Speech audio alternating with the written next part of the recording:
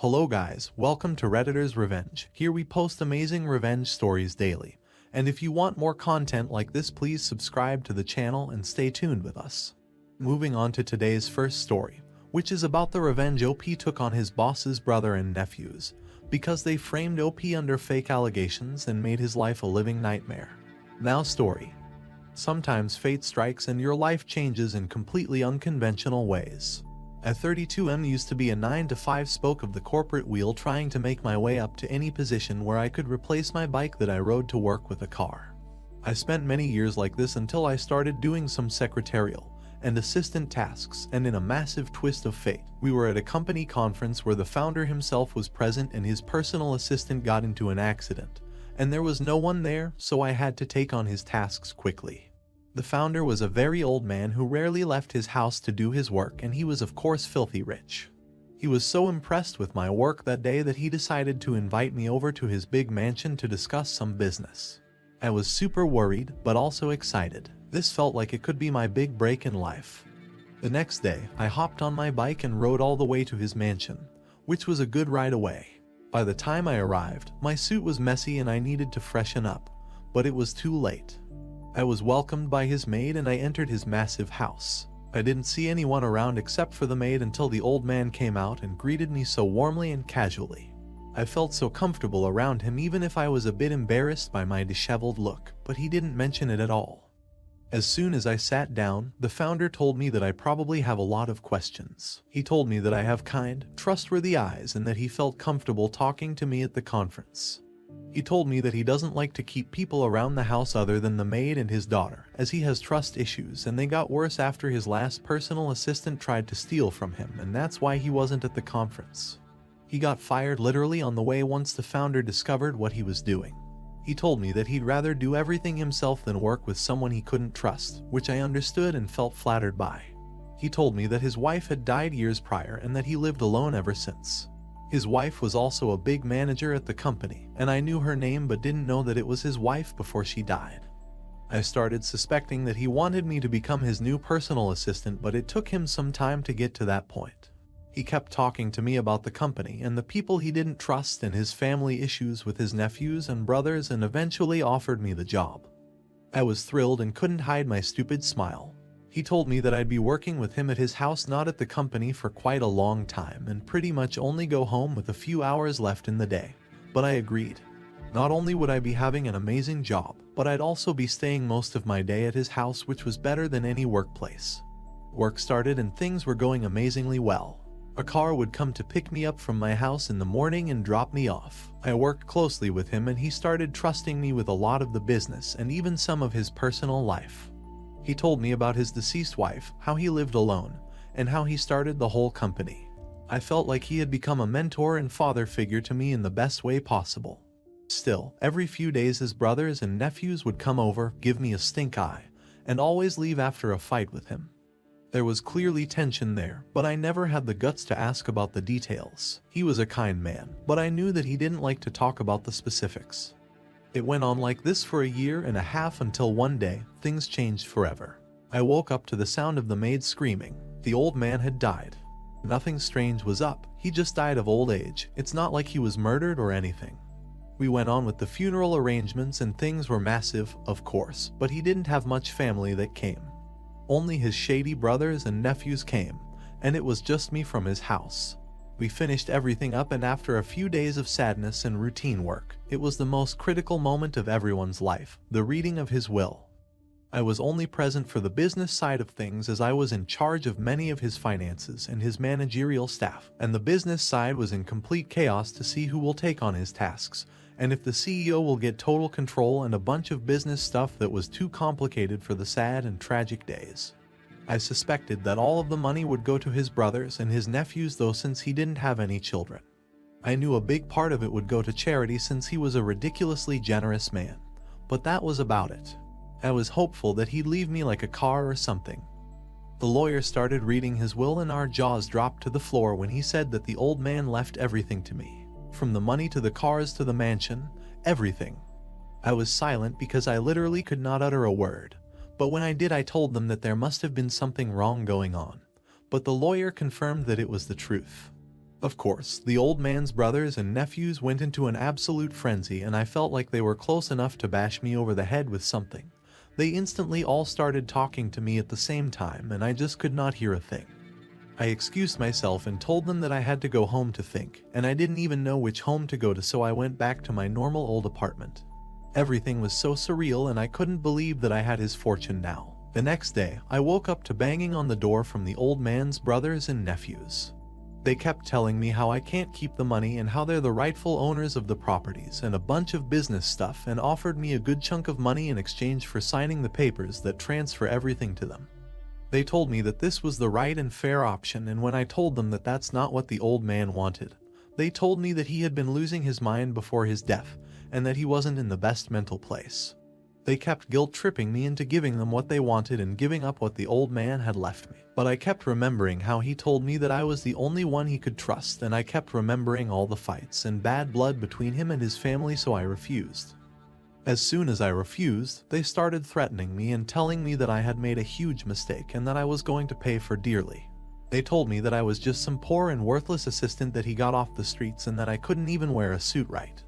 They insulted me, humiliated me, degraded me, and made me feel like a lesser person for a full 10 minutes until I realized I have exactly what they wanted, and I told them to just shut up and get off my property or I'd be pressing charges.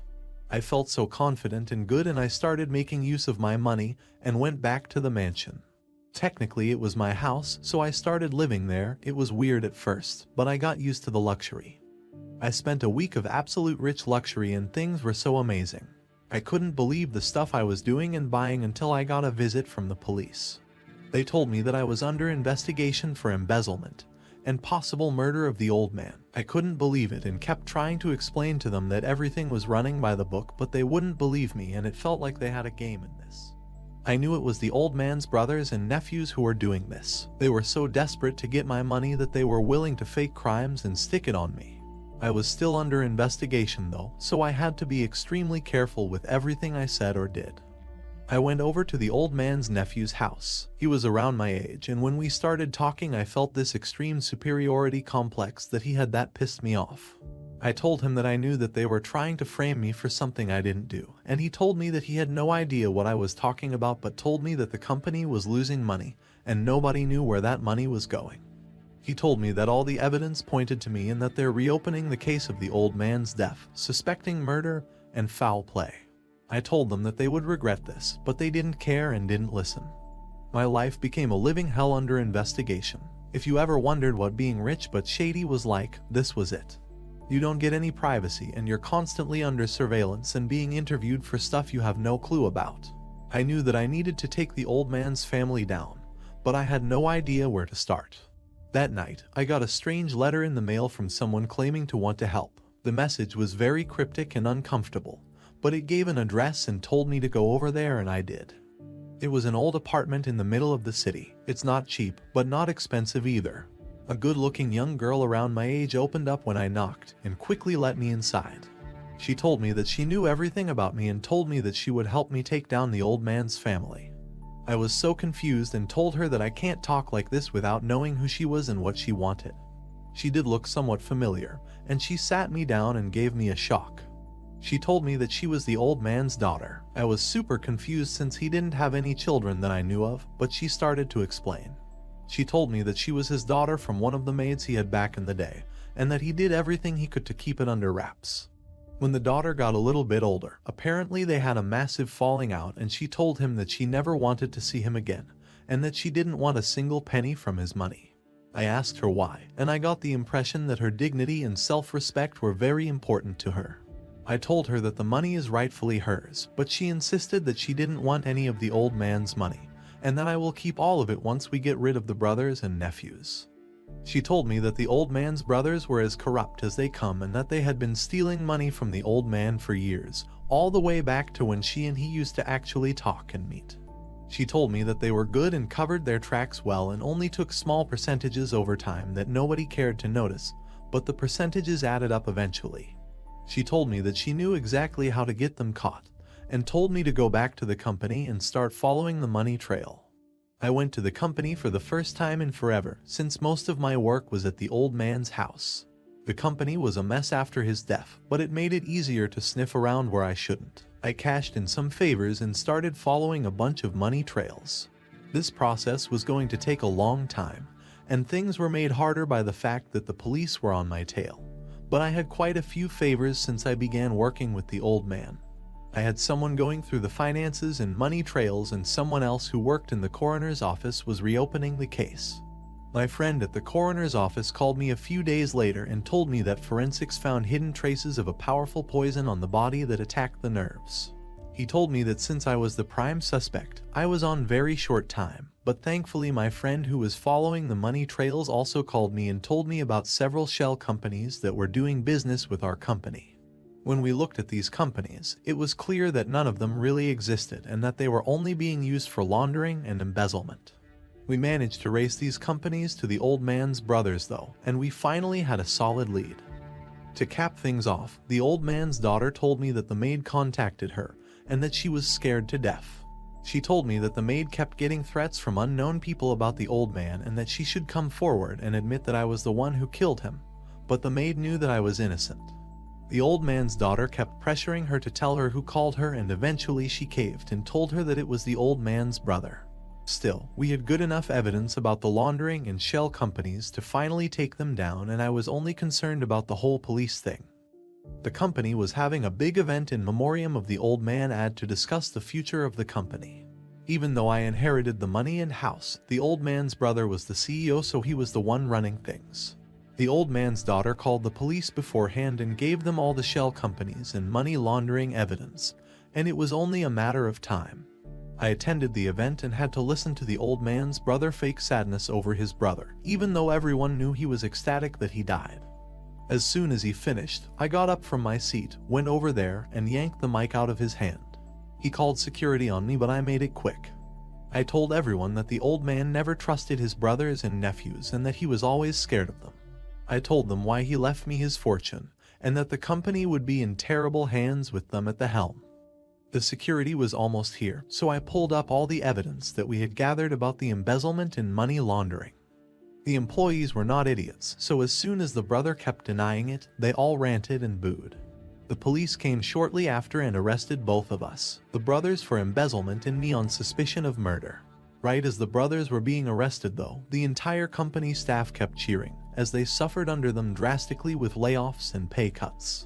At the police station, I got quickly cleared of my charges however, and my buddy at the coroner's office told me that forensics found traces of the poison on the old man's body, but there was none of it in his system, and they suspected that someone added the sample of the poison on the old man's body after his normal death due to natural causes, and of course, with the case already strong against them, the brothers and nephews became the #1 suspect, especially since the maid reported that they were there in the house that night, and that she heard them sneaking around at night when they were supposed to be leaving. Eventually, I got cleared of all charges, and the old man's nephews and brothers got a long prison sentence. Since there was no one to run the company, though, the old man's daughter came out and told everyone the entire story of what happened and that she forgave the old man for their bad blood. Since she had a PhD in business administration, she took over the company and became the new CEO, and I was her assistant. It didn't stop at the assistant, however, as after a few months, we got married in a quiet ceremony and lived together in the old man's mansion. I finally got everything I wanted in my life. This brings us to the end of our first story. And it's a sad story, and I believe OP's boss was living between those monsters who were waiting for him to die so they could take over his inheritance. But OP thwarts their plans and sends them to their rightful place. I'm glad OP and his wife got everything they wanted and surely deserves in their life. Guys, let me know your opinion about this story and the revenge OP took on those a-holes in the comments section. So before moving to the final story, if you enjoyed the video till now, please hit the like button and do subscribe to the channel to stay tuned with us for more awesome stories. Now, moving on to our final story, in which OP took a petty revenge on his wife for treating his son badly and making him feel alone. Now story. I am 37, have a 13-year-old son. I was a widower when I met my now wife. She has a 16-year-old daughter from another relationship. The family is often on pretty good terms. My son is the quiet one in the house. He keeps to himself a lot, but not to the point of being concerned. My wife and stepdaughter are the complete opposite. They both encourage him to be outgoing and share activities and join gatherings with extended family. My son complained about having to be forced out of his comfort zone and having his need for space invalidated. I spoke to both my wife and stepdaughter and asked them to give him space and freedom to spend his time however he wanted. They apologized and promised to let him be. As Mother's Day was approaching, I wanted to throw my wife a surprise Mother's Day celebration. It was no longer a surprise because my stepdaughter gave her the heads so she could prepare. Yesterday I got off work earlier than usual to get final arrangements done. We planned to celebrate at the restaurant and invited her family there. I had the key, and while I was entering the house through the front door, I overheard my wife and stepdaughter talking to my son. My wife was asking my son if he could convince me to let him stay home and not go with them to the restaurant to celebrate. I paused and decided to keep listening.